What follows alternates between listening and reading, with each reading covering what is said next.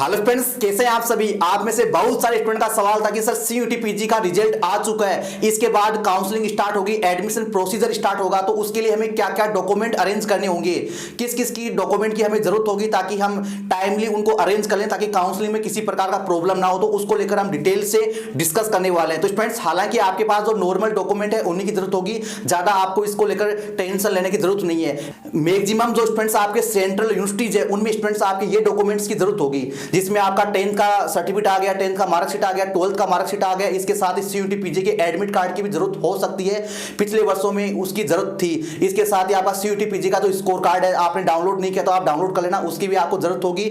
इसके साथ ही आपका एक आईडी प्रूफ सर्टिफिकेट, जैसे आपका आधार कार्ड है, वोटर आईडी है, या आपका जो अदर कोई नेशनलिटी सर्टिफिकेट है उसकी आपको जरूरत होगी स्टूडेंट्स से। इसके साथ ही आपका फोटो साइन होगा ही। और बात करें हम यूजी वाले मार्कशीट की, तो स्टूडेंट्स अगर आप यूजी कर चुके हैं कंप्लीट, तो स्टूडेंट्स आपको क्या करना होगा, ऑल तो मार्कशीट, सभी मार्कशीट, और एक आपको पास सर्टिफिकेट की जरूरत पड़ेगी। पास सर्टिफिकेट क्या होता है, आपका डिग्री सर्टिफिकेट। अगर आपके पास ओरिजिनल सर्टिफिकेट नहीं है तो आप प्रोविजनल डिग्री सर्टिफिकेट का भी यूज कर सकते हैं, ठीक है। इसके साथ ही एक आपको डिक्लेरेशन फॉर्म भी फिलअप करना होता है कि आप जो डिटेल फिलअप कर रहे हैं वो जेन्युइन है। इसके रिगार्डिंग एक आपको डिक्लेरेशन फॉर्म या अंडरटेकिंग फॉर्म भी आपको फिल करना होता है। हालांकि कुछ यूनिवर्सिटी में जरूरत नहीं होती है, कुछ यूनिवर्सिटी आपको एक डिक्लेरेशन फॉर्म भी आपसे लेती है। तो वो आपको कहां मिलेगा, जब नोटिफिकेशन आएगा ना आपका जिस भी यूनिवर्सिटी का, उसके नोटिफिकेशन में स्टूडेंट आपको वो डिक्लेरेशन फॉर्म मिलेगा, ठीक है। इसके साथ ही आपका जो रिजर्व कैटेगरीज है, जिनकी रिजर्व कैटेगरीज है उनको क्या करना होगा, अपना ईडब्ल्यूएस या ओबीसी या एससी एसटी सर्टिफिकेट आपको अपलोड करना होगा। इसके साथ ही बात करें उन स्टूडेंट्स की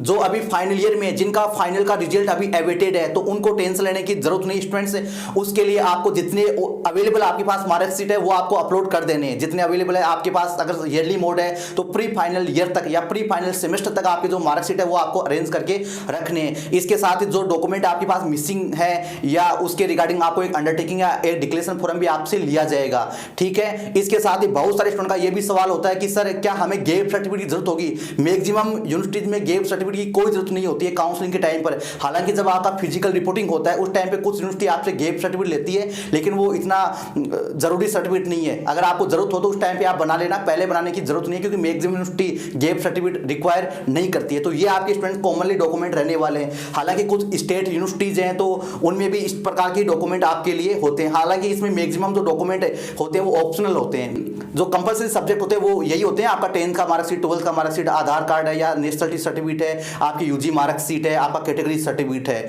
और डिक्लेरेशन फॉर्म आपको देना होता है। हालांकि अलग अलग यूनिवर्सिटीज का जो एप्लीकेशन फॉर्म है वो भी अलग अलग होने वाला है, और कैसे काउंसलिंग करना है, कैसे एडमिशन प्रोसेस रहेगा सीयूटी पीजी का रिजल्ट आने के बाद, इसका भी कंप्लीट डेडिकेटेड डिटेल से आपके लिए सेशन आने वाला है स्टूडेंट्स। और डॉक्यूमेंट्स के रिगार्डिंग आपका और भी कोई डाउट है, और भी कोई सवाल है तो आप कमेंट करके मुझे जरूर बताएं स्टूडेंट्स। और ऐसे पूरे काउंसलिंग प्रोसेस में यूनिक और जेन्युइन अपडेट पाने के लिए हमारे व्हाट्सएप चैनल को भी आप फॉलो कर लेना, और हमारा जो ट्विटर अकाउंट है उसको भी आप फॉलो कर लेना। वहां पर आपको जेन्युइन और यूनिक आपको अपडेट मिलते रहेंगे स्टूडेंट। बहुत सारी यूनिवर्सिटीज का अलग अलग प्रोसीजर रहने वाला है। किसी स्टूडेंट का कोई प्रॉब्लम होता है एडमिशन को रिगार्डिंग, तो वहां पर भी स्टूडेंट आपको सॉल्यूशन हम प्रोवाइड करवाएंगे।